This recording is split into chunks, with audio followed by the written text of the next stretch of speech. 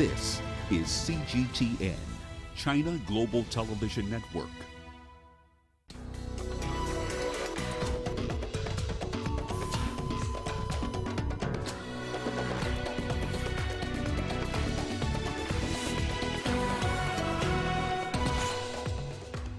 Russia reports its highest daily rise in coronavirus cases. South Africa set to begin antibody trials using blood from recovered COVID-19 patients. And we take a look at the impact of COVID-19 on children in Nigeria. Hello and thank you for joining us here on Africa Live here on CGTN. I'm Mahia Mutua in Nairobi. Also coming up in the sport. South Africa's rugby captain Siya Kolisi spearheads a feeding program during the lockdown. Welcome to the program. We begin with the latest figures on COVID-19 around the world. Confirmed cases have now passed 3.3 million with 239,000 deaths. A third of the world's cases are in the United States, totaling 1.1 million. Nearly half of the world's cases are in Europe. Spain has recorded the confirmed infections in Europe with more than 215,000 cases. Italy has seen the most deaths in Europe, nearly 28,000, second to the United States. The UK saw 6,000 new confirmed infections in the past 24 hours.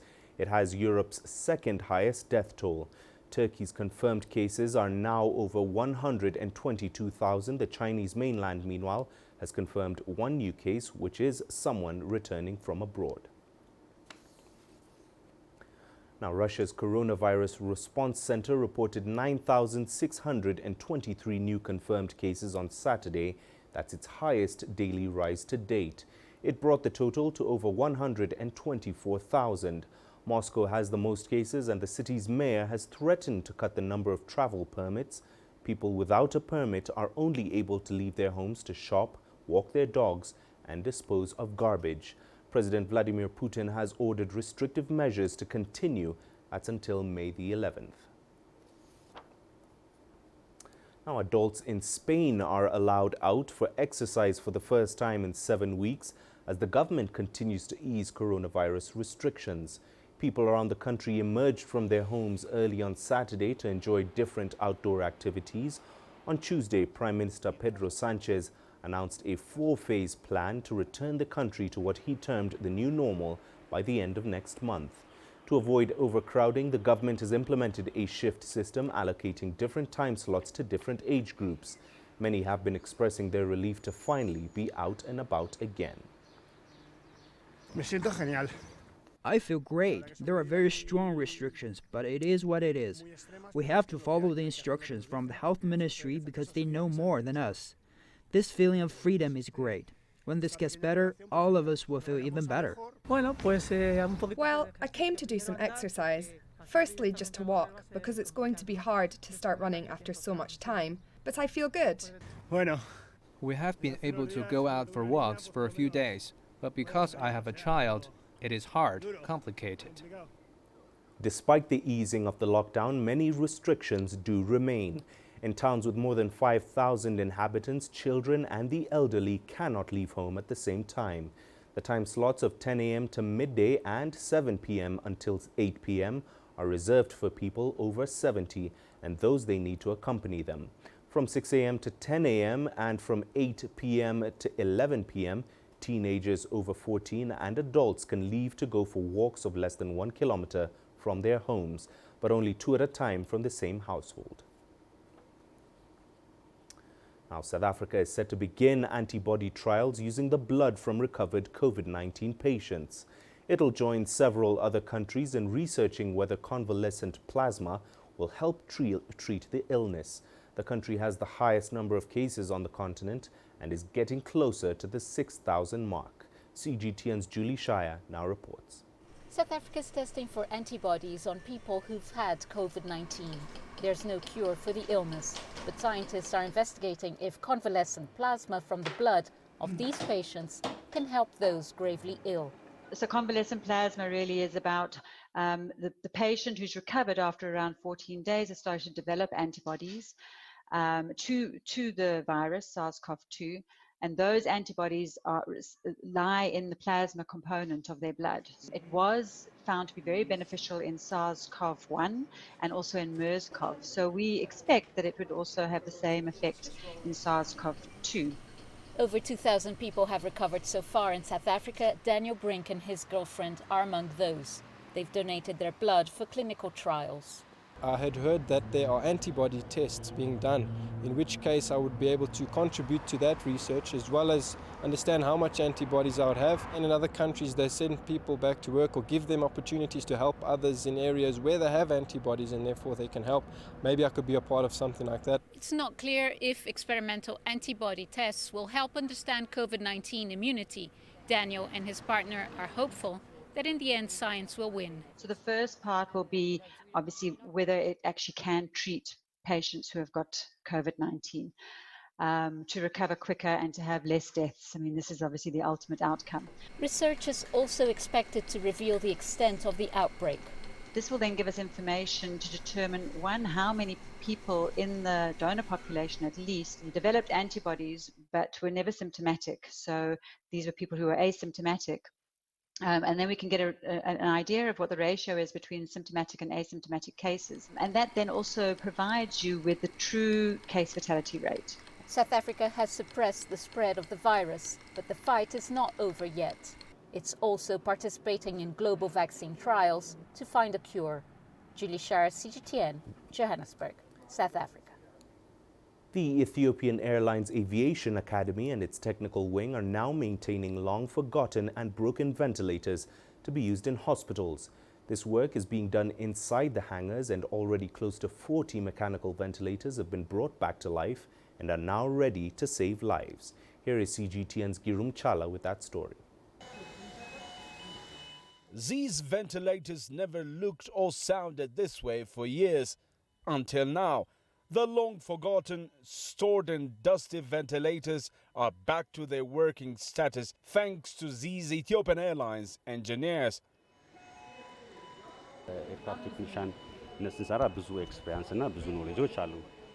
We have lots of knowledge and experience from our years of work as aircraft technicians. What we did first after we received these ventilators was read the manual. They have both service and maintenance manuals. There are approximately 400 pages to tell you the procedures and what to do. Therefore, what we do here, maintaining these life-saving devices, is based on the knowledge we've got. And afterwards, we test them and make sure they're working perfectly. The devices also have a self-test function.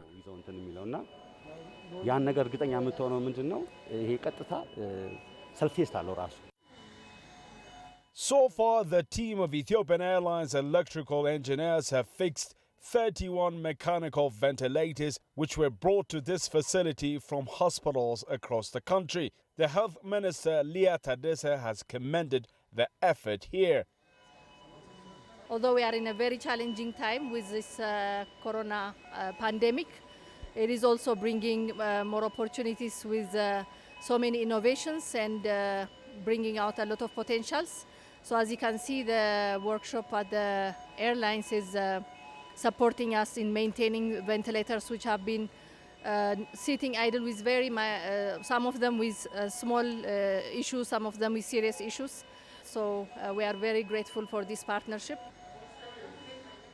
Ethiopia has more than 100 ventilators under its possession at the moment, and already the work these Ethiopian Airlines engineers have put to fix the country's abandoned and broken ventilators makes a huge difference. Everyone must do all they can at this time, and our intention is the same as this. The coronavirus has continued killing people across the world, and if we can help by fixing this life-saving equipment, I think that that's a good contribution. Many experts, based on the data being released by the Ministry of Health, say Ethiopia's COVID-19 situation looks to be less and less worrying. Some even say Ethiopia might be over-prepared. On the other hand, though, authorities here are convinced it is better to continue strengthening the health facilities now than get overwhelmed later. Group Tara CGTN, Addis Ababa, Ethiopia. We're taking a short break now, but don't go away. Here's what's coming up on Africa Live. Fears of waterborne diseases outbreak in Somalia as floods hit most towns. And a look at the impact of COVID-19 on children in Nigeria.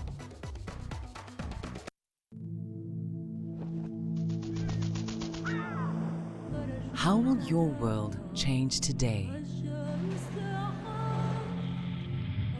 What happens here? What happens there? Or what you make happen for yourself? If it matters to you, it matters to us too.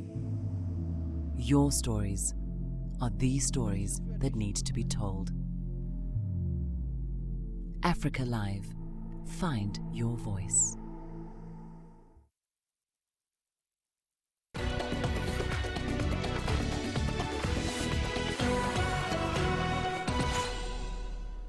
Welcome back. Let's take you to Somalia now, where heavy rains have caused flooding in most towns across the country. Tens of thousands of people are reported to have been affected or displaced. There are fears this could lead to an outbreak of waterborne diseases as well as food shortages in the coming weeks. CGTN's Abdulaziz Bilo has the details from Mogadishu. Heavy rains continue to cause flash floods in parts of Somalia. The government and humanitarian agencies fear this latest crisis will worsen an already dire humanitarian situation in the country. People living near rivers in southern Somalia, Puntland and Somaliland towards the north have been the hardest hit. Thousands of families there have been displaced after their houses were destroyed. In Puntland, it has been confirmed the death of 6 people. Over 31 people are still missing, and thousands of families are displaced from their homes. Many of them are taking shelter from public schools, government buildings, and others are exposed to the heavy rains in highlands. The situation is the same in southern Somalia. The regions affected include Hiran, Lower Shabelle, Middle Shabelle, Lower Juba, and Gedo. Environmentalists say persistent rains in recent days have led to a sharp rise in water levels at the Shabelle and Juba rivers, the only perennial rivers in the country. In southern parts, that thousands of hectares of crops and livestock has been wiped by the floods. Many people are still stuck and isolated in their respective villages after rains cut most of the access roads, and this is complicating the situation. Aid has begun trickling in some of the hardest hit areas like Bardere. Puntland has also received $1 million to assist those affected by flooding in the town of Kardo. Our capacity is limited.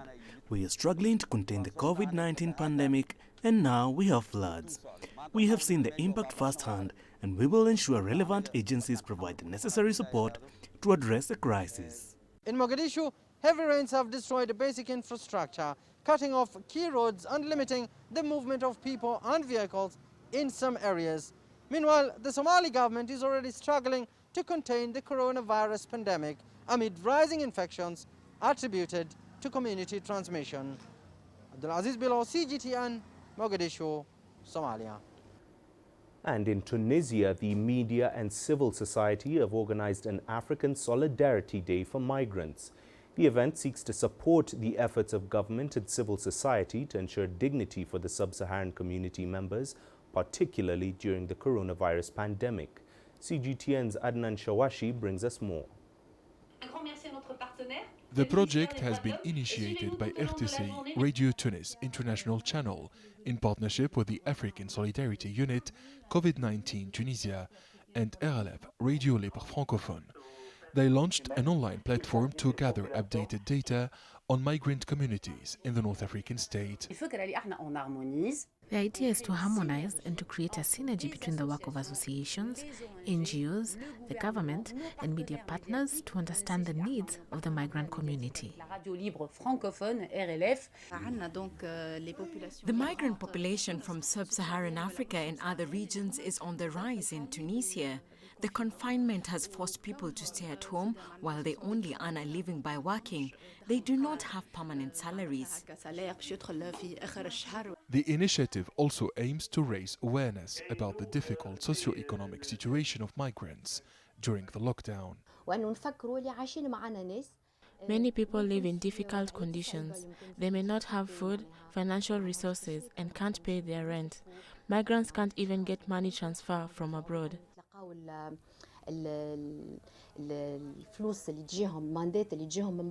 Touré Blamassé is a human rights activist from Côte d'Ivoire. The radio columnist is campaigning with Tunisian and other African journalists to transfer all donations and funds to the African Solidarity Crisis Cell. A pandemic is at first a societal situation with a medical dimension. It amplifies the difficulties in the society, like the security, health, sanitary and economic problems. The migrant populations are already vulnerable, and the recognition of their rights is challenging. Many Tunisian companies and factories, as well as African embassies in Tunis, have donated food and medical aid. Students from sub-Saharan Africa have joined the large-scale mobilization. They have volunteered to distribute the donations. On the occasion of the African Solidarity Day for migrants in Tunisia, journalists, activists and hundreds of thousands of listeners have paid tribute to the Tunisian University professor and radio host Fatma Zairi, a woman who dedicated her life to the noble cause of supporting migrant communities in the North African state. Aden Shawishi, CGTN, Tunis. Let's now turn to Nigeria, where the partial lockdown there has been extended by another 2 weeks. Schools remain shut and life has changed dramatically for many children. From helping with chores to picking up business skills, CGTN's Kelechi Emekalam brings us the experience of one Nigerian schoolboy. This has become part of 11-year-old Anichekube Ugu's routine, chopping up vegetables for sale at his mother's store amid a coronavirus lockdown in the Nigerian capital, Abuja. Since school closed, I have not been going to school. I have been staying with my mother in the shop, helping her in cutting ugu. And when customers is too much, I also serve one person. Then my mother will be serving one person, and the customer will be requesting for so many things. Morning, I will sweep the shop, then I'll open the shop, then I can pack all our marketing activities out. And when customer come, I can also leave I will leave what I'm doing and attend to customer sharp. Then I'll go back in packing. Unlike some of his peers who are learning online, for Anichekube this is not an option. Helping to put food on the table in this difficult time is a priority. And at times I'll ask them to come and help me out in the shop, so that it's not only book and the television they can be watching during this time, so that when they grow up, they can be able to manage business with their work. Even before the coronavirus pandemic, the UN reported that 13 million children were out of school.